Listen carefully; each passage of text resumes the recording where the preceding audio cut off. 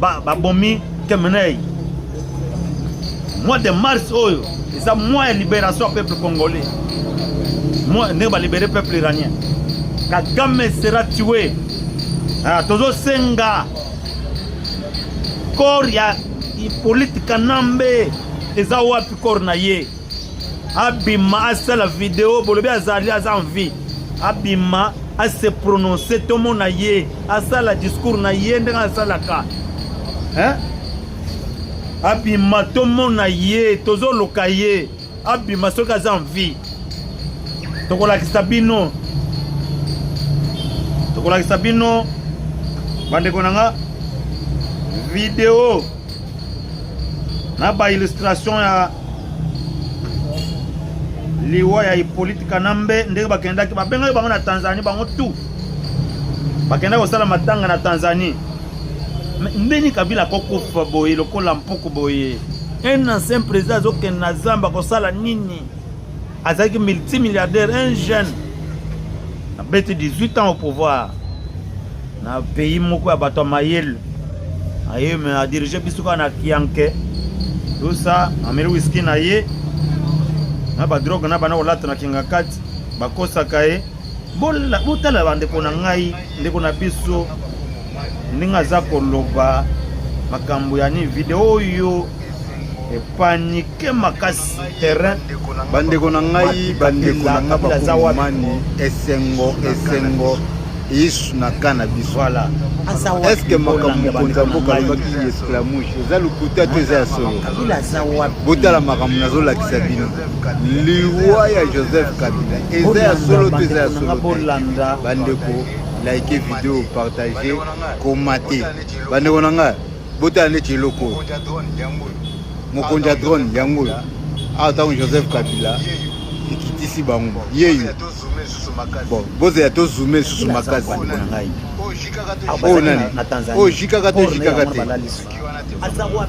isuki wana te bande onanga na actualité il y a 2 jours to sali to informer binote mais chaque jour zote da ba matière ba information nyonso zo ya chaque jour. Oh baza abonné. On te dit que vous s'abonnez parce que quand vous s'abonnez, surtout boire quel maïs chaque jour. Dans nos actualités, à chaque jour, on a cannabis au Tambola. Voilà. Au Banomona, ceux qui ont bois qui mbala moko, to bête émission directement ba boire quel lieu. YouTube ba boire quel lieu que non. José mon natif a boire quel maïs. Pour que vous allez. Vous avez de suite vous s'abonner puis vous partager après. Nini ba vidéo na biso bande konanga pope cela va nous permettre que nos bateaux sous base peut informer bande konanga biso des millions de Congolais base toujours informer. L'actualité du jour tout ça ma récapitulation c'est par rapport aux sanctions américaines. En tout cas sanctions américaines parce que gamme panique générale na Rwanda ne tolo ba awa panique générale na Rwanda. Donc pour la sanctions ciblées selon certaines indiscrétions, Kagame vient d'accepter de retirer ses troupes. Parce que est-ce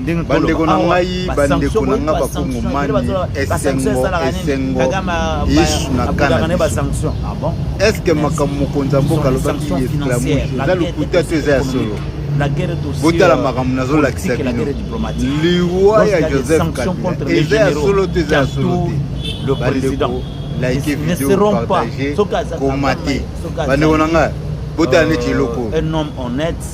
Mokonja drone yango ata Joseph Kabila aibike na combien danger chef de temps na droit de sanction boze ya to zoomer sur makazi combien danger parce que ba ba na bango nyonso basali isuki wana te bande onanga on a osepesa pour Kagame les criminels famille naye na ba photo naye yango bloqué. Il y a des gels de biens et des comptes bancaires sont bloqués. Ndenge ba France Swift les alaka on a des transactions et comme bloqué. Donc bango pour que à vivre à l'étranger partout à Kokende. Il faut que Kazan attendre na cash. Sauf que bango zana ba banque.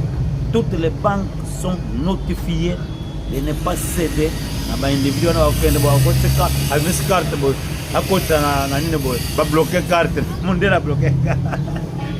Ah non. Mondela a bloqué carte. Donc, la sanction est frappée armée, toute l'armée, mes chers amis.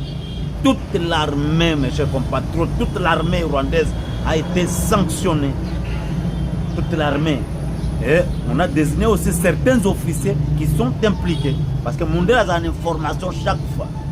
La sanction, on a. Et que Bongolisa, mais thème ya ba généraux rwandais oyo babaluka Kagame ndio mona Mondela banda na ba sanction na entourage na yo ba to influents, des personnes influentes, et c'est par là que la communauté internationale passe. Okomona moko albe ngaya na kondima teke biloko na ngo eza bloqué ba compte na ngo eza bloqué les États-Unis ou bien na monde partout place ezali. Dans ce cas, allez bakomi ko passer wa abenga boya na lingolongo la banya yaka ali ba pese mission paf ali abaluki le chef na ye abete masasi Kagame bakobome na entourage na ye o bato baza sanctionné o Mubarak Muganga, chef d'état-major des forces de défense rwandaises, a été sanctionné pour planification stratégique et coordination des opérations militaires contre la RDC.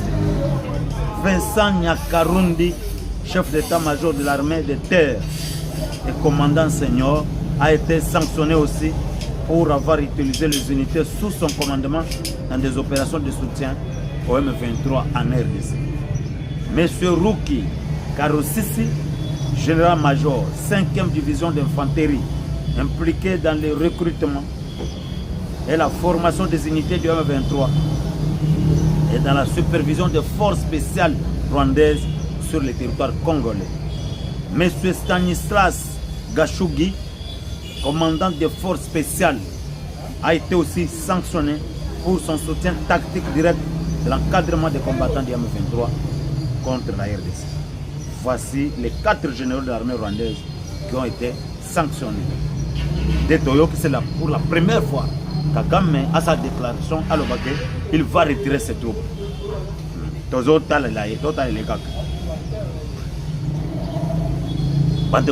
tout cas, guerre entre l'Iran et les États-Unis d'Amérique. On ne joue pas avec les Américains parce que c'est prophétique. Mouton combattre Israël, Zambé a combattre pays. Cela veut dire que Zambé azanaba américain, c'est pourquoi les Américains va se payer que notre président Trump a une mission divine. On va faire ça qui est pour agir dans le monde, pour la paix dans le monde. Bon, la déclaration moko sali. On monnaie dans la vie, dans un pays. Il faut avoir des bons dirigeants.